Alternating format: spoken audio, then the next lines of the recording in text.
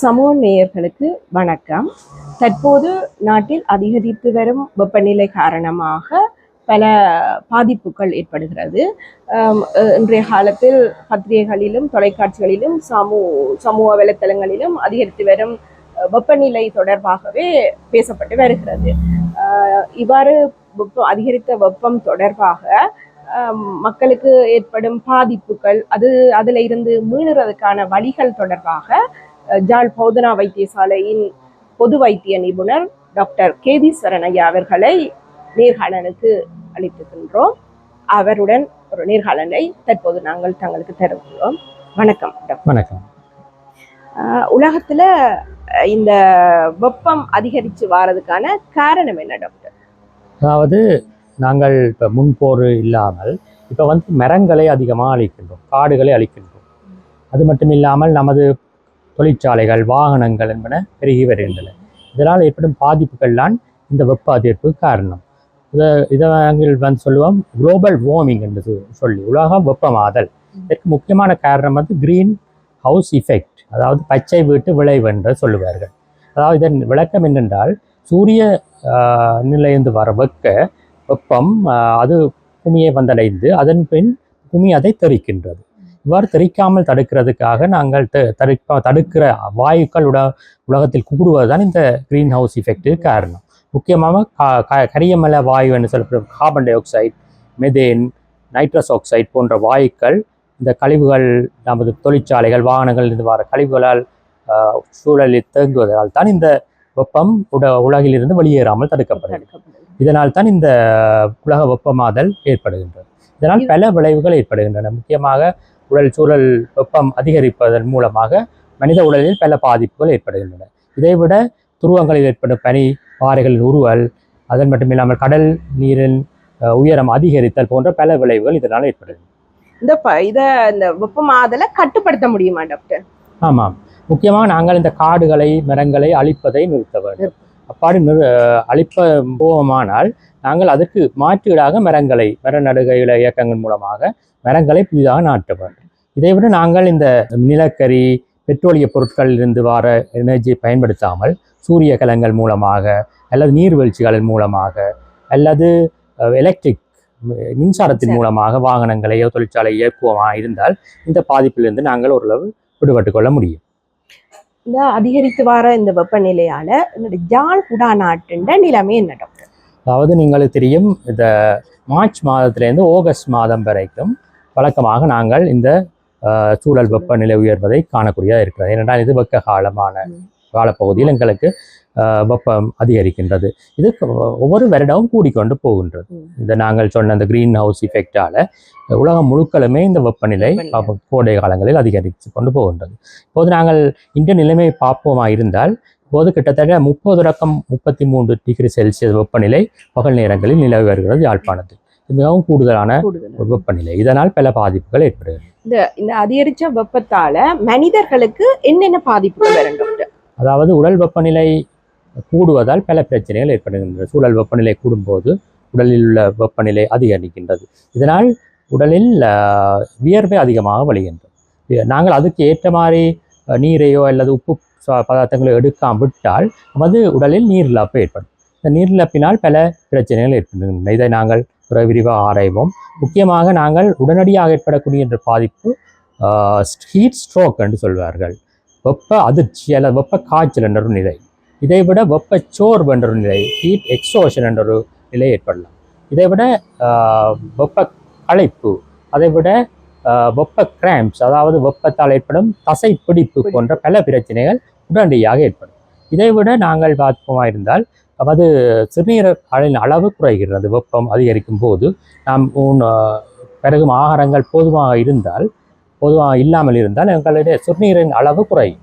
சிறுநீர் அளவு குறையும் போது எங்களுக்கு சிறுநீரக தொற்று ஏற்படலாம், சிறுநீரக கிருமி தொற்று ஏற்படலாம், சிறுநீரகத்தில் கற்கள் ஏற்படலாம். இவ்வாறு பல பிரச்சனைகள் இதனால் ஏற்படக்கூடும். எந்த வகையான மக்களுக்கு அதிக அளவில் இந்த பாதிப்பு, இந்த வெப்பத்தால எந்த வகையான மக்களுக்கு இது கூடுதலாக வரும், இந்த பாதிப்பு ஏற்படும் டாக்டர்? குறிப்பாக எல்லாரையுமே இது தாக்கினாலும் குறிப்பாக கடின உழைப்பாளிகள், விளையாட்டு வீரர்கள், வெயிலில் வெக்கையான நேரத்தில் வேலை செய்பவர்களைத்தான் கூடுதலாக தாக்குகின்றது.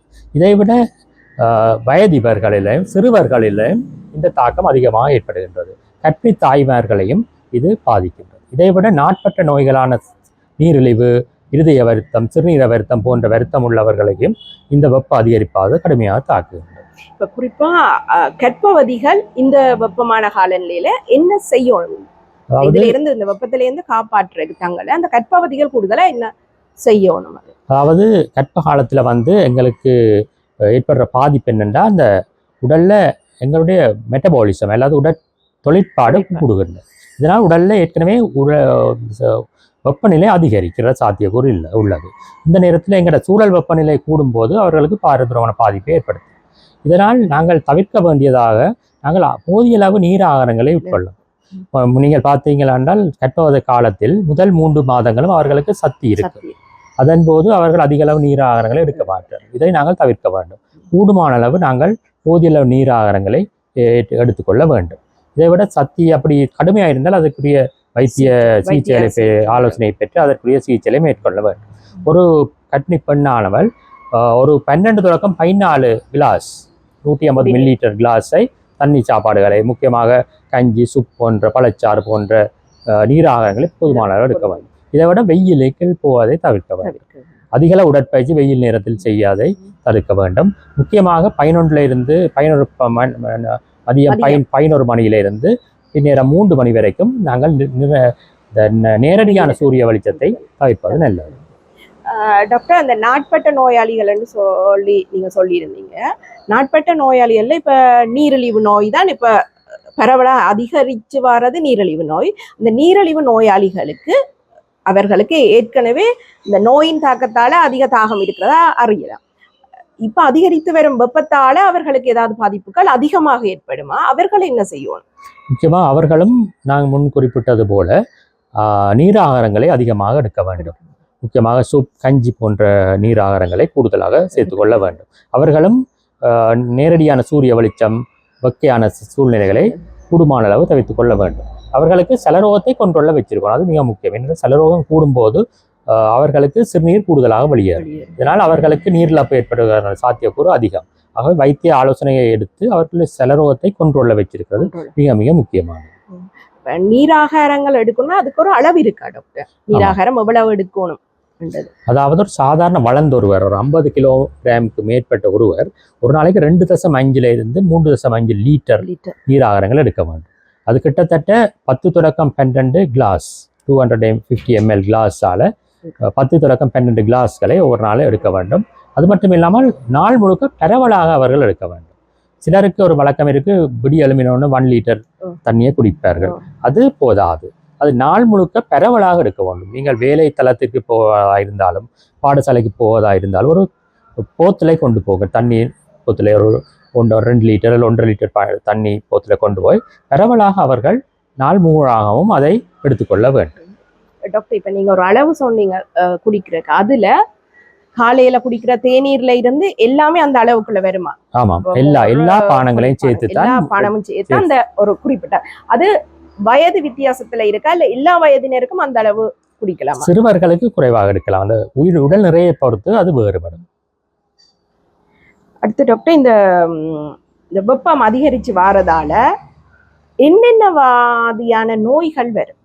பல நோய்கள் ஏற்படுங்க. உடனடியான நோய்கள் நாங்கள் பார்த்தோம், ஹீட் ஸ்ட்ரோக், ஹீட் எக்ஸோஷன், அதுவான இயல்புகள். இதை விட தோல் நோய்கள் ஏற்படும் என்றால் நாங்கள் பார்ப்போம் வியர்க்குரு. எல்லாருக்கும் தெரிந்த விஷயம், வியர்க்குரு என்பது ஒரு முக்கியமான தோல் நோய். இது முக்கியமாக ஏற்படுவதற்கு காரணம் அந்த எங்களுடைய வியர்வை சுரப்பிகள் அடைபடுவதால் வியர்க்காம போது அந்த வியர்வை சுரப்பிகள் வீங்கி அதில் பெருக்கள் தோன்றுகின்றன. இதை நாங்கள் தடுப்பதற்காக நாங்கள் ஒவ்வொரு நாளும் நன்றாக குளிக்க வேண்டும். குளிப்பதன் மூலமாக அந்த அடைபடும் தன்மையை நாங்கள் பாதுகாத்துக் கொள்ளலாம். இதை விட போதிய நீர் ஆகாரங்களை எடுக்க வேண்டும். நாங்கள் வெயிலில் போகும்போது குடை, தொப்பி போன்றவற்றை அணிய வேண்டும். அதை விட நாங்கள் இதோட வியர்க்குரு ஏற்பட்டால் இதை நாங்கள் கலமைன் லோஷன் அல்லது பிரிக்லி ஹீட் பவுடர் போன்றவற்றை பயன்படுத்துவதன் மூலமாக ஓரளவு குறைத்துக் கொள்ள வேண்டும். இதை விட நாங்கள் நேரடியான சூரிய வெளிச்சத்தால் சன் பேர்ன் என்று சொல்வார்கள், சூரிய எரிச்சல், தோலில் ஏற்படும் எரிச்சல் ஏற்படலாம். இதை நாங்கள் தவிர்ப்பதற்கு நான் முதல் குறிப்பிட்டது போல 11 மணியிலிருந்து 3 மணி வரைக்கும் பகலில் நேரடியான வெயிலுக்குள் போகக்கூடாது. இதை விட நாங்கள் எரிச்சல் உணவு ஏற்படும் சிவக்கும் தோல் என்பது சிவப்பு அடையாளங்கள் வரும். அது சிறுவர்களுக்கும் வரலாம், பெரியவர்களுக்கும் வரலாம். அவ்வாறு வாரவர்கள் அதை என்ன அதை தடுக்கிறது சிகிச்சை முறைகள் இருக்கா? ஆமாம், அதுக்கு நாங்கள் இப்ப சிலருக்கு வெயிலை தவிர்க்க முடியாத நிலை ஏற்படலாம். இதற்கு நாங்கள் சன்பிளாக் க்ரீம் இருக்கிறது. நீங்கள் பார்மசியில போய் வாங்கிக் கொள்ளலாம், இல்லை ஒரு வைத்திய ஆலோசனையின் பேரில் வாங்கிக் கொள்ளலாம். இதுல 50+ என்ற ஒரு சன்பிளாக் க்ரீம் தான் சிறந்தது. இதை நாங்கள் விளையாட்டு வீரர்களோ, உடற்பயிற்சி செய்வர்களோ, சூரிய வெளிச்சத்தில் போவர்களோ, நமது முகம், கை, கால் போன்ற வெயில் படும் பகுதிகளில் பூசிக்கொள்வதன் மூலம் இதை பாதுகாக்கலாம். அது எந்த வயதினர் ரெண்டு இல்லை, அதுகளை பாதுகாக்கலாம். மற்ற டாக்டர், இந்த தோல் நோயில வந்து அந்த பொக்லிப்பான் அப்படி அந்த சில அந்த பெருக்கல் வார மாதிரி அப்படி அதை உடைச்சு அதுல ஒரு ஊனம் வார மாதிரி அப்படி எல்லாம் வாரது, அது வெக்கையால வர்றது தானே அல்லது வேறையாண்ட ஒரு கன்ஃபியூஸ் வந்து இருக்கும். அப்படியான இதுகள் வரைக்க கட்டாயம் வைத்திய உதவியை நாடத்தானே வேணும்.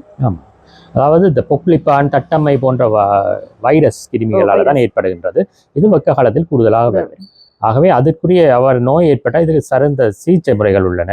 அதை பெறாம தடுக்கிறதுக்கு வேக்சின்ஸ் எல்லாம் தடுப்பூசிகள் உள்ளன. அவை வைத்திய ஆலோசனையின் மூலமாக நீங்க பெற்றுக்கொள்ள முடியும். இந்த தடுப்பூசிகள் என்று சொல்லி டாக்டர், இந்த வெப்பத்துக்காக இந்த இப்ப தற்போதைய அந்த வெப்பம் அதிகரிச்சு வாரதுல நோயில் வராம இருக்கிறதுக்கு இதுவும் தடுப்பூசிகள் இருக்கா, அல்லது வளமையான குழந்தைகளுக்கோ இதுகள் போடுற கர்ப்பவதிகளுக்கு போடுற தடுப்பூசிகள்லாம் போட வேணுமா? ஆமாம், அதாவது இந்த இதற்கண்டு வெப்ப காலத்துல இதை போடுற இல்லை. அதாவது வழக்கமாகவே நாங்கள் சிறு குழந்தைகள்லையோ இல்லை கர்ப்பவதி காலத்திலேயோ அந்த ஊசிகளை போடுவதன் மூலமாக நாங்கள் இந்த நோய்கள் வராமல் தடுத்துக் கொள்ளலாம். இந்த அதிகரித்த வெப்பத்தில இருந்து எங்களை பாதுகாக்கிறதுக்கு என்னென்ன வகையான உணவுகளை நாங்கள் உட்கொள்ள வேண்டும்? அதாவது முக்கியமாக நான் குறிப்பிட்டது போல நீர் ஆகாரங்களை தான் கூடுதலாக எடுக்க வேண்டும். நீர் ஆகாரம் சொன்னால் சூப்புகள், கஞ்சிகள், பழச்சாறு, ஜீவனி போன்ற, நெல்லுப்பொடி தண்ணி போன்ற எங்களுடைய ட்ரெடிஷனல் உணவுப் பொருட்களை, பானங்களை இப்போ அறிந்து கொள்ள வேண்டும். இதை விட நாங்கள் பழங்களை எடுத்துக்கொண்டால் பழங்களில் தாராளமான நீர்ச்சத்து உள்ளது. குறிப்பாக நாங்கள் தர்பூசணி எனப்படுகின்ற வாட்டர்மெலன் பாவிக்கலாம். இதை விட காய்கறிகள் வகைகளில் குக்கும்பர் என்ன சொல்லப்படுகிற வெள்ளரிக்காயில் நிறைய தண்ணி சாப்பாடு இருக்குது, தண்ணித்தன்மை இருக்குது. அவற்றை நாங்கள் பயன்படுத்தி கொள்ள முடியும். டாக்டர், இப்போ இளநீ அதுகள் அதிக அளவில் இந்த வெப்பம் காரணமாக நாங்கள் வீதியோரங்களில் பார்த்தால் அதிக அளவு மக்கள் இளநீரை விரும்பி குடிக்கிறார்கள். ஆனால் நீரிழிவு நோயாளர்களுக்கு இளநீர் குடிப்பது சிறந்ததல்ல என்ற ஒரு பரவலாக பேசப்படுது. அது தொடர்பாக நீங்கள் என்ன சொல்றீங்க? அதுல உண்மை இருக்கு. ஏன்னா இளநீர்ல சுகர் இருக்குது. அது மட்டும் இல்லை, நாங்கள் பயன்படுத்துகிற பழச்சாறுகள்லேயும் ஓரளவு சுகர் இருக்கு. செலரோ நோயாளிகள் இளநீரை தவிர்ப்பது நல்லம். அதற்கு மாற்றீடாக நாங்கள் சூப் கஞ்சி போன்ற, வீட்டில் தயாரித்த சூப் கஞ்சி போன்ற உணவுப் பொருட்களை எடுக்கலாம். பழச்சாறு என்று சொன்னால் நாங்கள் கோடம்பழச்சாறோ இல்லை தேசிக்காய்ச்சாறோ உண்ணலாம். ஆனால் சீனி சேர்க்காமல், உப்பை மட்டும் போட்டு சீனி சேர்க்காமல் குடிப்பதன் மூலமாக ஓரளவு பாதுகாத்துக் கொள்ளலாம் செலரோ நோயாளிகள். மற்ற டாக்டர், இப்போ இந்த வெப்பத்துக்காக மக்கள் கூடுதலாக குளிரகங்களை நாடி செல்கிறார்கள். ஏன்னா இந்த வெப்பம் தாங்க இல்லாமல் இருக்குன்னு சொல்லி குளிர்பானங்களை அதிக அளவில் அருந்துகிறார்கள். சோடா, குளிர்பானம், சோடா, ஐஸ்கிரீம், அதுகளைத்தான் இளம் சமுதாயம் அதைத்தான் கூட விரும்புது. அவர்களுக்கு நீங்கள் சொல்ற அறிவுரை என்ன? அதாவது இந்த சோடா, மென்பானங்கள், ஐஸ்கிரீம் போன்றவர்கள் அதிக அளவு சீனி சத்து உள்ளது. இது உடலளவு கூடாது. இது ஏற்கனவே எங்களோட சமுதாயத்தில் இருக்கிற பிரச்சனை வந்து உடற்பெருமன் அதிகரிக்கிறது. அதன் மூலமாக செலரோகம், கொலஸ்ட்ரால் போன்ற பல வருத்தங்கள் ஏற்படுகின்றன. ஆகவே இதுகளை நாங்கள் தவிர்க்கிறோம். நாங்கள் முக்கியமாக இந்த வீட்டில் செய்த பழச்சாறு, வீட்டில் செய்த சூப் கஞ்சி போன்றவற்றை தான் கூடுதலாக இருந்த ஒன்று. செலரோகம் இல்லாட்டி இளநியும் ஒரு நல்ல பானமாக இதுகளை உண்பதன் மூலமாக எங்களுக்கு பிற்காலத்தில் வரக்கூடிய பிரச்சனைகளையும் தவிர்த்து கொள்ளலாம். அப்போ அந்த தண்ணியிலையும் வந்து கடையில் போய் குளிரூட்டப்பட்ட தண்ணி என்று வாங்கி குடிக்கிறார்கள். அது நல்லதா? என்ன நீங்கள் சொல்லுங்க. அது கட்டாயமண்டு இல்லை. சாதாரண சூழல் வெப்பத்தில் உள்ள தண்ணீரே போதுமானது.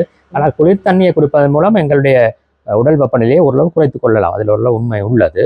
அதாவது கட்டாயமண்டு இல்லை. ஆனால் குளிர் தண்ணியை குடிப்பதால் பாதிப்புகள் ஏற்படாது. மற்றது இந்த வெப்பமான காலநிலையில பாடசாலைகள் நடக்குது. முன்பள்ளிகள் நடக்குது. சிறுவர்கள் மாணவர்கள் பாடசாலைக்கு செல்கிறார்கள். அவர்கள் நீங்க சொன்ன அந்த குறிப்பிட்ட அந்த டைம்ல தான் அவர்கள் பாடசாலை விட்டு வீட்டுக்கு செல்கிறார்கள். அந்த டைம்ல அவர்கள் அந்த கடுமையான வெப்பத்தை தாங்கித்தான் செல்ல வேணும். இவர்களை எவ்வாறு பெற்றோரோ ஆசிரியர்களோ எவ்வாறு வழி நடத்த வேணும்? அவர்களுக்கு ஏதாவது அதுல இருந்து அந்த வெப்பம் அந்த தவிர்க்க முடியாத அந்த பாடசாலை விட்டு வீடு செல்ற நேரம் தவிர்க்க முடியாது. ஆனா வெப்பத்தில இருந்து அவர்கள் தங்களை பாதுகாக்கிறதுக்கு என்ன செய்யலாம் என்று உங்களோட ஆலோசனை என்ன டாக்டர்? முக்கியமா இந்த பிரச்சனை பல வேலைகளில் ஏற்படுகிறது. முக்கியமாக நாங்கள் பார்த்தோம் என்றால் இந்த மார்ச் ஏப்ரல் மாதங்களில் தான் நாங்கள் கூடுதலான விளையாட்டு போட்டிகளை வைக்கிறோம், மேரதன் ஓட்ட போட்டிகள் வைக்கிறோம். இது பேரதனோன பிரச்சனையை ஏற்படுத்தலாம். முக்கியமாக நாங்கள் இந்த டைம் வந்து முக்கியம். இந்த 11 மணிலேருந்து 3 மணி வரைக்கும் கூடுமான அளவு இந்த விளையாட்டு போட்டிகளை வைக்காமல் இருக்கிற நெல்லம். காலையில் அல்லது மாலையில் விளையாட்டு போட்டிகளை வைக்கலாம். அது மட்டும் இல்லாமல் மாணவர்களை அறிவுரை செய்ய வேண்டும். முக்கியமாக பெற்றோர்களும் ஆசிரியர்களும் அவர்களை நீராகாரங்களை போதிய அளவு பாடசாலையில் உள்ள போது குடிக்க என்கரேஜ் பண்ணணும். முக்கியமான பிரச்சனை வந்து இந்த மெலசில ஊடகங்கள் துப்புரவா இல்லை என்ற காரணத்தால தான் கூடுதலாக வேலை போறவர்களாக இருந்தாலும் சரி, பாடசாலை மாணவர்களாக இருந்தாலும் சரி, அதிக நீராகாரங்களை அருந்துவதற்கு வருந்தாமல் இருப்பதற்கு முக்கிய காரணம் மெலசில ஊடகங்கள் துப்புரவா இருக்காது. அதை நாங்கள் துப்புரவா இருப்பதற்கு அது அதிக அளவுல அது பொதுமக்களும் சரி மாணவர்களும் சரி இந்த தூர இடங்களுக்கு பிரயாணம் செய்பவர்களும் அதிக அளவுல நீராகாரத்தை எடுப்பதில்லை. ஏனென்றா மெலசில கூட பிரச்சனை. அதனால பாதிப்புகள் ஏற்படும் தானே டாக்டர்? நிச்சயமா நாங்கள் ஒன்று தண்ணி குடிக்காட்டி அதால வர பாதிப்புகள் பேரதூரம். இப்ப நாங்கள் சிறுநீர் கழிக்காமல் அடக்குவதாலும் அதால் யூரினரி இன்ஃபெக்ஷன்ஸ் வரலாம். இதுகளை நாங்கள் சுத்தமாக வைத்திருக்கிறதுக்கு நாங்கள் ஒழுங்காக பாவிச்சால் சுத்தமாக நிச்சயமாக இருக்கு. ஆகவே சமுதாயமே இது சம்பந்தமாக ஒரு விழிப்புணர்வு ஏற்படுத்தி திருந்திக் கொள்ள வேண்டும். ஆகவே மாணவர்களை பொறுத்த வரைக்கும் அவர்கள் போதிய நீராகாரங்களை பாடசாலை நேரத்தில் எடுக்க வேண்டும். குறிப்பாக பாடசாலை விட்டு வரும்போதும் அவர்கள் போதிய நீராகாரங்கள் எடுத்து வருவதன் மூலம் இதை தவிர்த்து கொள்ளலாம், இந்த வெப்ப இழப்பை. அது மட்டும் இல்லாமல் நாங்கள் குடைகளை அல்லது தொப்பிகளை அணிய வேண்டும். குறிப்பாக இந்த வெள்ளை நிறமான அல்லது சில்வர் கலரான குடைகளை அல்லது தொப்பிகளை தான் அணிய வேண்டும். கருப்பு நிறமான இதுகளை பயன்படுத்தக்கூடாது. ஏனென்றால் கருப்பு வந்து வெப்பத்தை சூரிய வழியை உறிஞ்சக்கூடியது. இதை நாங்கள் தவிர்க்க வேண்டும். வெள்ளை நிறம் தெரிக்க வைக்கும். வெள்ளை நிறமான குடைகளையோ அல்லது தொப்பிகளையோ தான் பயன்படுத்த வேண்டும். ஆடைகளும் டாக்டர் சொல்லுவீங்கன்னா வெப்ப காலங்கள்ல ஆடைகள் வந்து போடுறதுக்கு ஒரு கலர் மென்மையான கலர் போடணும். அதுல ஏதாவது உண்மை? அதே காரணம் தான். வெப்பத்தை தெரிப்படைவதால் வெள்ளை அல்லது லைட் கலர் ஆடைகளை அணிய வேண்டும். முக்கியமாக பருத்தி ஆடை கொட்டன் ஆடைகளை தான் அணிய வேண்டும். செயற்கையான நைலோன் பட்டு போன்ற ஆடைகளை நாங்கள் கூடுமான அளவு தவிர்க்க வேண்டும். அது மட்டும் இல்லாமல் நாங்கள் இறுக்கமான ஆடைகளையும் தவிர்க்க வேண்டும். தளர்வான ஆடைகளைத்தான் நான் கூடுதலாக பயன்படுத்த வேண்டும். டாக்டர், இந்த வெப்பமான காலநிலைக்கு ஏற்ப உணவுகள்ல ஏதாவது சில உணவுகள் சாப்பிடக்கூடாது அப்படி ஏதாவது இருக்கா? இப்ப காரம் அதிகம் பயன்படுத்தக்கூடாது, மாமிச உணவுகளை தவிர்க்கலாம் என்ற ஒரு பரவலாக பேசப்படுகிறது. அதுல ஏதாவது உண்மை இருக்கு? ஓரளவு உண்மை உள்ளது. உதாரணமாக காரம் வந்து எங்களுடைய உணவு கால்வாயில அலர்ச்சி ஏற்படுத்தும். ஆகவே அது தவிர்க்க. காரத்தின் உண்மையாக உரைப்பில் எந்த விதமான சத்தும் இல்லை, அது ஒரு எரிச்சல் உணர்வு. ஆகவே பொதுவாகவே உரைப்புகளை தவிர்ப்பது நல்லது. இதை விட முக்கியமாக குறிப்பிட வேணும் இந்த ஆல்கஹால் அல்லது மதுபானங்களை கூடுதலாக, குறிப்பாக பியர் போன்ற மதுபானங்களை தவிர்க்க வேண்டும். ஏனென்றால் அது வந்து எங்களுடைய சிறுநீரை அதிக அளவு வெளியேற்றும். ஆகவே நாங்கள் டீஹைட்ரேஷனுக்கு போக சான்ஸ் இருக்கு. ஆல்கஹாலை முற்றாக தவிர்ப்பது நல்லது. இந்த வெப்பமான காலத்தில் நல்லது. எல்லோருமே பொதுவாகவே தவிர்ப்பது நல்லது. மற்ற டாக்டர், இப்ப இந்த கடின உழைப்பாளிகள் விளையாட்டு வீரர்கள் உடற்பயிற்சி செய்கிறார்கள், அவர்கள் இந்த வெப்பநிலையை எவ்வாறு அதுல இருந்து தங்களை பாதுகாத்துக் கொள்ளலாம்? முக்கியமா இந்த நேரம் தான் முக்கியமான. அதாவது நீங்கள் கடின உடற்பயிற்சிகளை இல்லை விளையாட்டுகளை காலையில் அல்லது மாலையில் செய்ய வேண்டும். 11 தொடக்கம் 3 மணி வரைக்கும் நேரடியான சூரிய வெளிச்சத்தில் அவற்றை செய்யக்கூடாது. அது மட்டும் இல்லாமல் போதிய நீராகாரங்களை எடுக்க வேண்டும். அதாவது சொல்லுகிறார்கள் கடின உழைப்பாளிகள் பகலில் வேலை செய்யும் போது அவர்கள் கிட்டத்தட்ட 4 தொடக்கம் 5 லிட்டர் தண்ணியை அல்ல நீராகாரங்களை பெருக வேண்டும். கிட்டத்தட்ட 12 தொடக்கம் 20 கிளாஸ் தண்ணிகளை கடின உழைப்பாளிகள் மற்றவர்களை விட கூடுதலாக எடுக்க வேண்டும், பரவலாகவும் எடுக்க வேண்டும். அது மட்டும் இல்லாமல் அவர்கள் தளர்வான உடைகள் மற்றது வெள்ளை நிற உடைகளை அணிய வேண்டும். இடக்கிட ஓய்வெடுக்க வேண்டும். முக்கியமாக இந்த நிழலான நிழல்களில் ஓய்வெடுப்பது மிகவும் முக்கியமானது. இந்த கடின உழைப்பாளிகளுக்கு இந்த வெப்ப சூழல் காரணமாகவும் வரும். ஏற்கனவே அவர்கள் நாட்பட்ட நோயாளிகளா இருந்தால் அவர்களுக்கு இந்த பாதிப்பு அதிகமாக வருமா? ஆமாம், முக்கியமாக இந்த இருதய நோயாளிகள், சிறுநீரக நோயாளிகளுக்கு இந்த தாக்கம் கூடுதலாக ஏற்படும். அவர்களுக்கு ஏற்கனவே சிறுநீரகத்துக்கு செயலிழப்பு காணப்படுகிறது. எனவே அவர்கள் டீஹைட்ரேஷன், நீரிழப்பு ஏற்பட்டால் அவருக்கு சிறுநீரகத்துக்கு போகும் இரத்தத்தின் அளவு குறையும். இதனால அவருடைய சிறுநீரக பாதிப்பு அதிகரிக்கலாம். இதே மாதிரி தான் ஹார்ட் பேஷண்ட்ஸுக்கும் இந்த நீரிழப்பால அதிக தாக்கங்கள் ஏற்படும். டாக்டர், இப்ப இந்த தோல் நோய்கள் மற்றது இந்த வெப்பம் சம்பந்தமான நோய்கள் வாரத நாங்க தடுக்கிறதுக்கு ஏதாவது வழிமுறைகள் இருக்கா? இதுகள்ல இருந்து நாங்கள் எங்களை பாதுகாக்கிறோம்னா என்ன வழிமுறைகள் இருக்குது? வீடுகள்லையோ அலுவலகங்கள்லையோ நாங்க இந்த வெப்பத்தை ஒன்றும் செய்யலை, எங்களால கட்டுப்படுத்த முடியாது. ஆனால் இந்த வெப்பத்திலான வார நோய்களை நோய்கள்ல இருந்து எங்களை பாதுகாக்கிறதுக்கு ஏதாவது விசேடமாக ஏதாவது?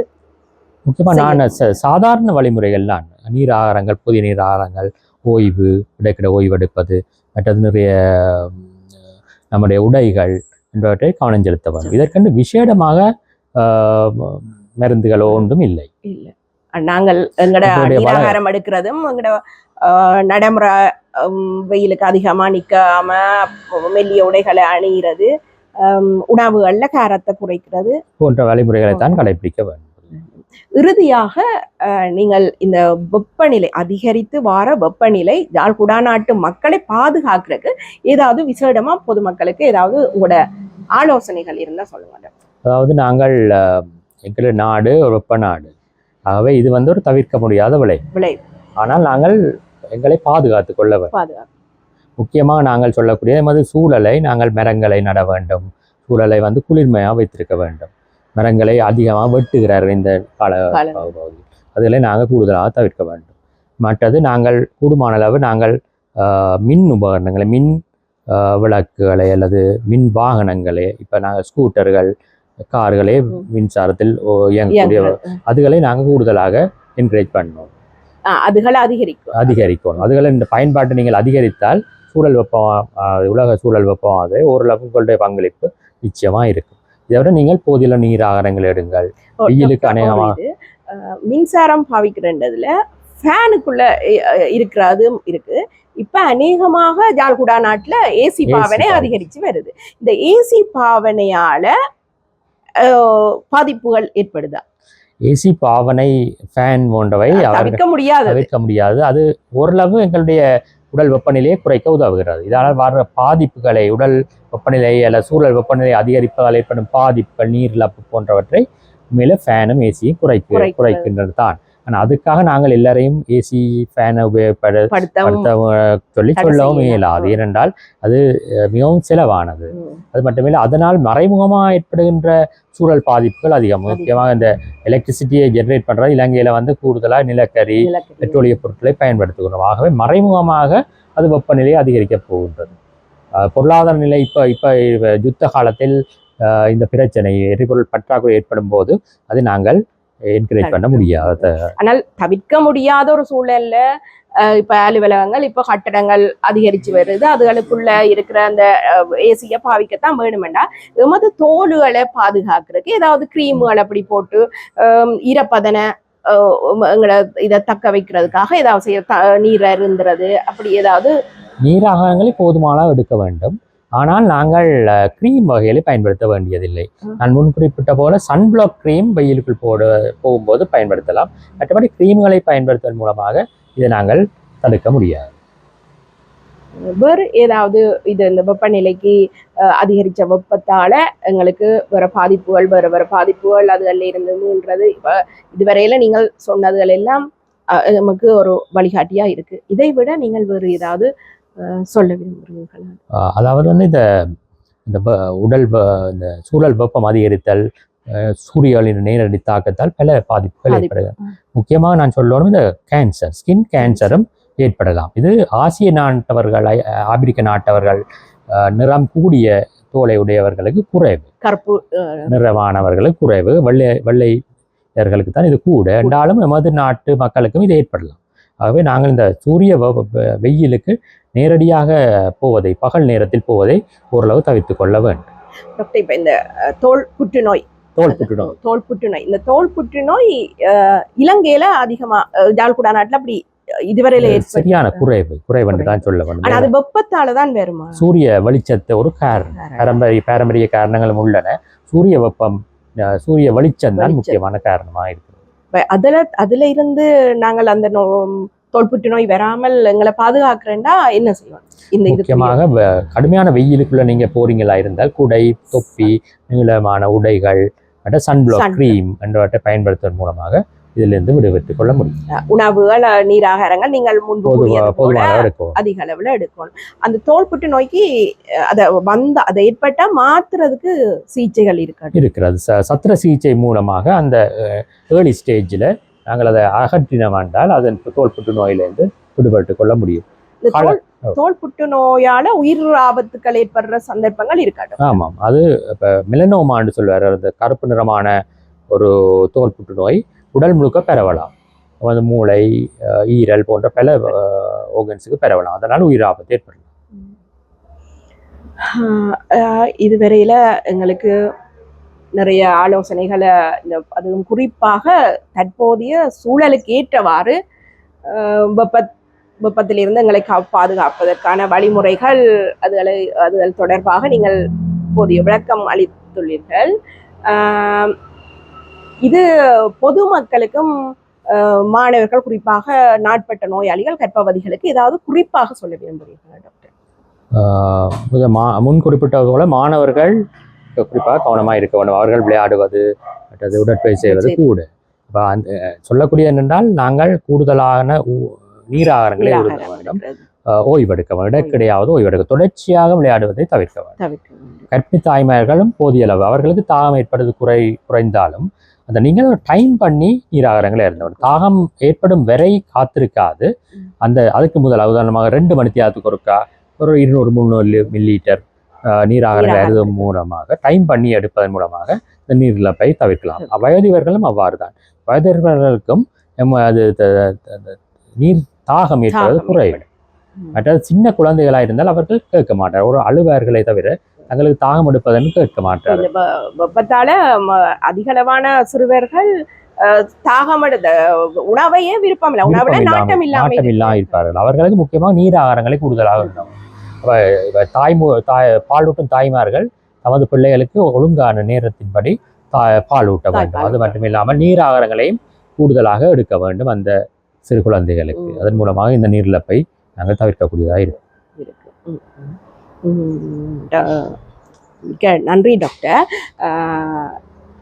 உண்மையில் இந்த தற்போதைய அதிகரித்து வர வெப்பம் தொடர்பான ஒரு நேர்காணலை பொதுமக்களுக்கு தேவையான ஒரு நேர்காணல் ஒன்றை ஏற்பாடு செய்த நீரிழிவு கழகத்தினருக்கு நாங்கள் முதலில் நன்றி சொல்லணும் சமூகம் சார்பாக.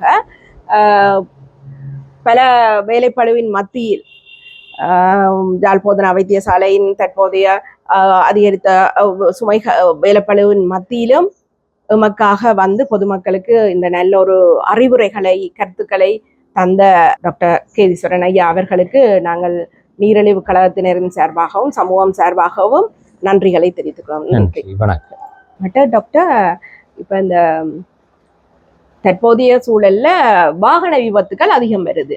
வாகன விபத்துக்கள் அதிகம் வார நேரம் கை கால் அதுகள் முறிவு, எலும்பு முறிவுகள் ஏற்படுகிறது. அதுல கால்சியம் இல்லை, அது இதுன்னு சொல்லுவாங்க. யாழ் குடாநாட்டை பொறுத்தவரையில அதிக அளவு பாவனை வந்து போத்தல் தண்ணீர், அதாவது ஃபில்டர் தண்ணி தான் பாவிக்கிறார்கள். அந்த ஃபில்டர் தண்ணி பாவிக்கிறதால சாதாரண தண்ணி பாவிக்கிறதுக்கும் ஏதாவது வித்தியாசம் இருக்கு? அதுல அநேகமான மக்களோட கருத்து என்னன்னா, ஃபில்டர் தண்ணி வந்து நல்லது, சுத்தமான தண்ணி, எங்களோட சாதாரண தண்ணி சுத்தம் இல்லாத தண்ணி என்று ஃபில்டர் தண்ணியை பாவிக்கிறார்கள். அதுல ஏதாவது வித்தியாசம் இருக்கா? ஃபில்டர் தண்ணிக்கும் நார்மல் தண்ணிக்கும் ஏதாவது இது இருக்கா? யாழ்ப்பாண குடாநாட்டை பொறுத்த வரைக்கும் நாங்கள் கிணற்று நீரை தான் நிலத்தடி நீரை பயன்படுத்துகின்றோம். இது ஓரளவு பாதுகாப்பான நீராக இருந்தாலும் சில பிரச்சனைகள் உள்ளன. முக்கியமாக இந்த தொற்றுகள் ஏற்பட சாத்தியம், கழிவுகள் நீரில் கலக்கக்கூடிய சாத்தியக்கூறு உள்ளன. அது மட்டும் இல்லாமல் விவசாய இந்த கிருமி நாசினிகள் மற்றது உரங்கள் ஏற்படுற நைட்ரஜன் வந்து தண்ணீரில் சேரக்கூடிய சாத்தியக்கூறு உள்ளது. இது ரெண்டும் பிரச்சனை. இதுல இருந்து ஓரளவு விடுவெல்லாம் நாங்கள் கொதித்தார்ந்த நீரை பயன்படுத்துவதன் மூலமாக இந்த கிருமி தொற்றிலிருந்து விடுவோம். ஆனால் இந்த நைட்ரஜன் கண்டாமினேஷன், நைட்ரஜன் அளவு நீரில் அதிகரிப்பது ஒரு பிரச்சனை. ஆனால் அது ஒரு பாரதூரமான பிரச்சனையாக இன்னும் உருவெடுக்கவில்லை என்றாலும் நாங்கள் அதை பற்றி கொஞ்சம் விழிப்பாக இருக்க வேண்டும். ஆகவே இந்த ஆனால் இங்கேருந்து வருதுன்னு தெரியல, இந்த ஃபில்டர் தண்ணி எங்கேருந்து வர்றன்னு தெரியல, அது உண்மையான பாதுகாப்பான தண்ணியோன்னு தெரியல. ரெண்டபடியாக இப்போ உண்மையாக ஒரு நூறில் இருக்கின்ற ஒரு அருவியில் இருந்து எடுத்தார்களாக இருந்தால் அந்த ஃபில்டர் தண்ணி நல்ல. ஆனால் இது எங்கேருந்து கொண்டு வராங்களோ தெரியல. முக்கியமாக நீங்கள் பார்க்க போனால் இப்போ நன்ராஜபுரம், புலனூர் போன்ற இடங்கள்ல மிகவும் பாதுகாப்பு இல்லாத தண்ணி இருக்கு. அதுல சில வேளை அந்த கிட்னி வருத்தங்கள் கூட அந்த பிரதேசங்கள்ல உள்ள. ஆகவே நீங்கள் கொஞ்சம் விழிப்பா இருக்கணும் எங்கே இருந்து இந்த ஃபில்டர் தண்ணி வருகின்றது. ஆகவே நாங்கள் ஓவராலா எல்லாருக்கும் ஃபில்டர் தண்ணியை குடிங்கன்னு சொல்ல முடியாது. கிணற்று தண்ணி, கொதித்தார தண்ணி போதுமானது, ஆரோக்கியமானது. கிணத்து நீர் ஆரோக்கியமானது, தண்ணி போதுமானது. ஆகவே எல்லாரும் ஃபில்டர் தண்ணி பயன்படுத்த வேணுமென்று இல்லை. இன்னொரு பிரச்சனை இருக்கு இந்த ஃபில்டர் தண்ணியில, இந்த போத்தல்ல அடைத்த தண்ணியால் திரும்பி அந்த போத்தலை பயன்படுத்துவதன் மூலமாக உள்சுழற்சியை விட இந்த போத்தலுக்குள்ள நாங்கள் போத்தலை மாத்தாமல் ஒரே போத்துல திருப்பி தண்ணியை கொண்டு வந்து பயன்படுத்துறோம். இதனால கேன்சர் ஏற்படுகிற சாத்தியம். இந்த பிளாஸ்டிக் துகள்கள் அந்த நீரில் கலப்பதன் மூலமாக கேன்சர் ஏற்படலாம். அது மட்டுமே நீங்க குறிப்பிட்டது போல இந்த பிளாஸ்டிக் வந்து ஒரு சூழலை மாசுபடுத்த அதை ஒழுங்கான முறையில் மீள்சுழற்சி செய்யாட்டி அதால் ஏற்படுற பாதிப்புகள் மிகவும் அதிக அளவுல யாழ் குடாநாட்டை பொறுத்தவரையில போத்தல் தண்ணீர் தான் பாவிக்கிறார்கள். அதுவும் இப்ப 5 ரூபா தண்ணி என்றெல்லாம் விற்கிறார்கள். அப்ப வீடுகள்ல இருக்கிற போத்துல கொண்டு போய் அது முடிய அந்த போத்திலேயே தான் வாங்கி வந்து சேமித்து 3 நாட்கள் 4 நாட்கள் சேமித்து வைத்து பயன்படுத்துகிறார்கள். அது நல்லதா கூடாது? இல்லை, அது நல்லதில்லை. ஏனென்றால் இந்த பிளாஸ்டிக் வந்து அப்படியும் கேன்சரை கோஸ் பண்ணும். இதோடைய கனநாள் அதுக்குள்ள வைத்திருக்கிறது ஆபத்தானது. இதோடைய பழைய மண் பானை தான் மிகவும் சிறப்பான. அது வந்து குளிர்ம தன்மையும் ஏற்படுத்தும். மண் பானைக்குள்ளால் சிறு துளைகளுக்குள்ளா நீர் வெளியேறி ஆவியாகும் போது அது குளிர்மை அடைகின்றது. அந்த காலத்து மண் பானை தான் உண்மையில சிறந்த முன்னோர்கள வாழ்க்கை முறை தான் மிக சிறப்பானது. ஆனால் தவிர்க்க முடியாத சூழ்நிலையில போத்தல் தண்ணி குடிக்கிறதுல இதெல்லாம் தொடர்ச்சியாக அதை பாவிப்பது, போத்துல தொடர்ச்சியாக திருப்பி மீண்டும் பாவிப்பது கூடாது, தவிர்ப்பது நல்லது. மற்றது டாக்டர், நான் இடையில உங்களை கேட்கணும் இருந்து, பாடசாலை மாணவர்களோ அலுவலகத்துக்கு செல்பவர்களோ வெளியில போறவர்களோ இந்த வெப்பம் தாங்க இயலாது வீட்டுக்கு வந்தவுடன் போய் குளிக்கிறார்கள்.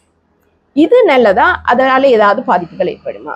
முக்கியமா இப்ப நாங்கள் வெப்பத்தை குறைக்கிறதுக்காக உடனே போய் ஒரு குளிர்ந்த நீர்ல வந்த உடனே போய் குளிக்கிறார்கள். அது ஆபத்தானதா? அது அப்படி குளிக்கலாமா? அது அவ்வளவு பாரதூரமான பிரச்சனை இல்லை. ஆனால் நீங்க பாத்தீங்கன்னா வெக்கையான நேரத்துல எங்களுடைய குருதி குழாய்கள் விரிவடைஞ்சிருக்கு. அப்ப திடீரென்று வந்து குளிர் தண்ணியில குளிச்சா சடுதியாக சுருங்கும். அதனால் ஏற்படும் பாதிப்புகள் ஏற்படலாம். பொதுவாக குறிப்பிட்டால் நாங்கள் இப்ப வெக்கை அதிகரித்து அதனால் ஏற்படும் பாதிப்புகளை தவிர்க்கிறதுக்கு குளிர்கிறது ஒரு பிரச்சனையா இருக்காங்க. வெளியால வெயில்ல இருந்து வந்த உடனே குளிக்க ஒரு கொஞ்ச நேரம் ஒரு 10 நிமிஷம் வெயிட் பண்ணிட்டு குளிக்கிறது நல்லது. இந்த நீர்ல சில வீடுகள்ல வயது போனவர்களும் சுடுநீரில் குளிப்பதை ஹீட்டர் போட்டுக்கிறார்கள் வீடுகளில். இப்ப நவீன வீடுகள்ல ஹீட்டர் பாவிக்கிறார்கள். இந்த வெப்ப சூழ்நிலையில அந்த ஹீட்டர் பாவிக்கிறது இல்லை. எங்களுடைய நாட்டை பொறுத்த வரைக்கும் இந்த ஹீட்டர் தேவையில்லாத இந்த சாதாரண சூழல் வெப்பநிலை உள்ள தண்ணி போதுமானதாகும். அது நாங்கள் வயோதிபராக இருந்தா என்ன, சிறுவர்களாக இருந்தா என்ன, அந்த நார்மல் தண்ணியை குளிக்கிறதே போதுமானது. சூடான தண்ணியை குளிச்சாலும் நீங்கள் வெளியில போய்க்கு அது குளிரத்தான் உங்களுக்கு போகும். என்றபடியா நீங்கள் அதை பயன்படுத்த வேண்டாம். சுடுநீர்ல குளிக்கிறது தவிர்க்கிறது விஷயம் இல்லை. இரவுல குளிக்கிறதும் சாதாரண வெப்பநிலையில உள்ள நீர்ல குளிக்கிறது தான் ஆரோக்கியமானது. மற்றது டாக்டர், இப்ப இந்த வெப்பமான காலநிலையில இப்ப பெண்கள்லாம் அதிக அளவுல கூந்தல் வளர்த்திருக்கிறார்கள். ஆனா தற்போது ஆண்களும் வளர்க்கிறார்கள். ஆண்கள் வந்து தாடி மீசை அப்படியெல்லாம் வச்சிருக்கிறார்கள். ஆனா இதுகளுக்காக அப்படி கூடுதலான தலை முடிகள் வளர்த்திருப்பது, தாடி வளர்த்திருக்கிறதால அந்த வெப்பத்துல இருந்து ஏதாவது நோய்கள் இதுகள் வர்றதுக்கான எதுவும் இருக்குதா? அது சம்பந்தமா ஏதாவது அறிவுரை என்ன? அதாவது வந்து இந்த மனித உடம்புல இருக்க உரோமம் வந்து குளிரை தாங்குற தாங்குற சக்தி. சக்தியை அதிகரிக்கத்தான் உதவுகிறது. முக்கியமாக இப்போ தலைமையிலெல்லாம் நிறைய வளர்த்தால் இந்த உடம்புல இருந்து வெப்பம் வழிகிற தன்மை குறையும். அது மட்டுமில்ல வேர்வை தலையில் சேர்வதால் சொடுகு போன்ற பல பிரச்சனைகள். அவை கட்டையாக எமது கலாச்சாரத்தின்படி கட்டையாக ஆண்கள் வெட்டி இருப்பதுதான் நல்லது. தாடி அதெல்லாம் குறைத்து வைத்திருக்க காலநிலையில மட்டுமாவது அதை குறைக்கிறது நல்லது என்று சொல்கிறீர்கள். சமூகம் மீடியா நேயர்களுக்கு இந்த டாக்டர் கேதீஸ்வரன் ஐயா அவர்களது கருத்துக்கள் உங்களுக்கு பயனுடையதாக இருந்திருக்கும் என நம்புகிறோம். எதிர்வரும் காலத்தில் வாராந்தம் இவ்வாறான பொதுமக்களுக்கு தேவையான வைத்திய ஆலோசனைகளை வைத்திய நிபுணர்களை கொண்டு நாம் உங்களுக்கு வழங்குவதற்கு தயாராக இருக்கிறோம். நீங்கள் தொடர்ந்தும் எமது சமூகம் ஹெல்த் மீடியாவை பார்வையிட்டு பயனடையுமாறு கேட்டுக்கிறோம். நன்றி, வணக்கம்.